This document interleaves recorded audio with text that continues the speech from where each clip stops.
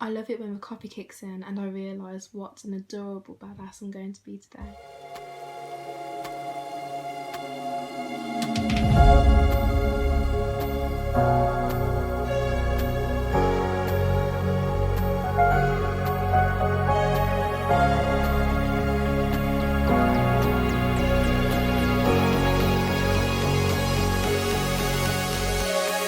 You're always stuck in my head, you know I can't forget it. Hello and welcome back to my channel. Welcome to my second or third, I'm really bad with numbers, but it's either the second or the third chit chat that I've done with you guys. And you know, it's September now. It's like my favourite. September's not my favourite month, but it's the start of my favourite season, so it deserves at least like a lot of respect. Autumn is the time for the best outfits, it's the time for the best weather, it's like the best time to start like a new routine. I know going back to school and things like that isn't necessarily the best, but there's something quite magical about it because it's like new beginnings. And so today I wanted to talk about something that maybe if you're starting the season off and you're thinking I don't feel any of that kind of magic, then here's something for you, because today we're going to be talking about the secret to happiness. I had a pumpkin spice latte this morning and it was amazing. This afternoon I've got an iced latte instead because I'm actually feeling quite hot. I really tried to go for like the autumn look, but I'm kind of boiling. So you're going to read so many books in your life and listen to podcasts and watch TED Talks about people who are talking about the secret to happiness and, you know, telling you what the secret to happiness is. I'm pretty sure there's actually a book out there called The Secret to Happiness, and it's kind of one of those things that everyone's got their own idea of what that means and what that looks like. But here's what I think about what the secret of happiness is. Personally, I believe that happiness is not a state, it is an emotion. That basically means that, like an emotion, it comes and it goes. We can't keep it just in place. We don't reach happiness and stay there permanently. It comes and goes, and then it comes back again, and it goes again, and that's the process of happiness. I think too often in our Western society, we try to give happiness this place of it's almost unreachable, but when we reach it, then we're done and we never have to think about how to be happy ever again. I've fallen into that trap numerous times in my life. It's the kind of thing where you're thinking, I'll be happy once I get this job, I'll be happy once I finish my A-levels, I'll be happy once I find an amazing partner. We have all these thoughts and we think that if we reach a certain part of our life then we'll be really happy, and we will be really happy, but that happiness can also fade into other emotions because that's just how emotions work. So I think the secret to happiness is first of all realising that happiness and sadness and fear and I'm just basically saying all the inside out characters now.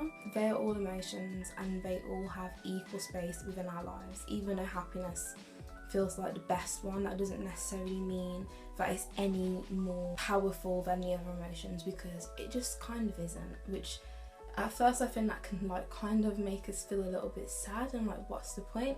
But really, I think it's good because it just shows that happiness is going to go and it's going to come back. And if you're in a point where you're feeling low, then you can just know that happiness is around the corner again. So that is the secret to happiness. It's knowing that it is not a state, it is an emotion. So even though, as I've said, there are loads of books that claim to tell you all the secrets to happiness, there are still loads of good books out there that can help you to find what is your secret to happiness, because I do think, like most things that I say, it's personal to you because we're all different, amazing, unique human beings on this earth doing our own different, unique thing.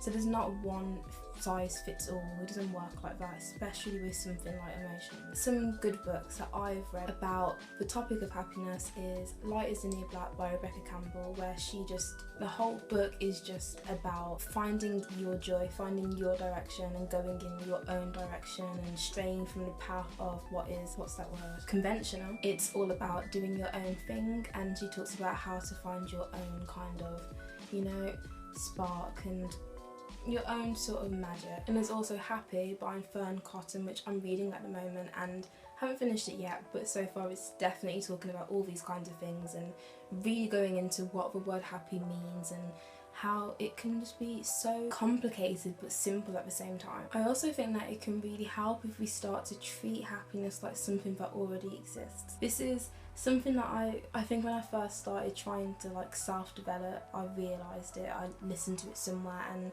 basically the idea is that the things that you want, you should treat them as though it already exists. If you say, I am a best-selling author, then maybe you will be a best-selling author. It's pretty much the law of attraction and it's manifestation and it's all that kind of magical stuff, but it does, I don't know, I think it works because it's worked for me numerous times in the past, and there's loads of other people out there who will say that it's worked for them. And even if it's not magic that's making it happen, just thinking that you are something or you've got something or you are doing something can really spur the actions of actually getting to that point, which is how it happens and how it all works out. To say that I am happy means that hopefully soon I will be happy. Faking it till you make it. So pretend that happiness already exists if it doesn't exist for you, and by doing that you'll be able to cultivate more joy throughout your life.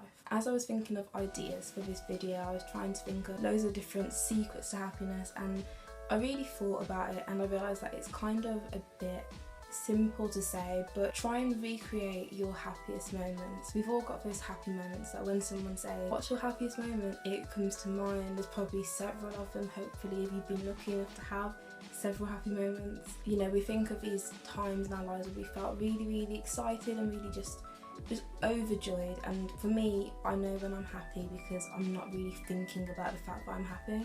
It tends to be after the event or after the day that I look back on it and realise how happy I was, because it's just, you don't think when you're in that space, like you just don't. It's just amazing, and that's why we all want it so much. So whether it's your time in Disneyland, if it's when you had dinner with your partner, or when you read an amazing book online, or whatever it was, try and recreate that. Do it again, read that book again, go back to dinner with your partner and go back to Disneyland, and try and recreate those moments by just living through them again, and maybe you'll be able to find that happiness. It's also important to say that, you know, sometimes we can't recreate that exact moment, but happiness, because it is an emotion, we can definitely get that back again just by experiencing it all over again. Science. So there you have it. There are some of my little hidden secrets to happiness. I am not always happy. I think I'm happy most of the time, but I know the things that make me happy, and some of those things I can't have all the time, so I'm not always going to be happy. I think if you can accept that you're not always going to be happy, then you're probably going to find yourself being happy more often. If you've enjoyed this video, don't forget to like and subscribe. Give me a comment and tell me what your own secret to happiness is, if you've got one. Love you guys lots and lots. Bye.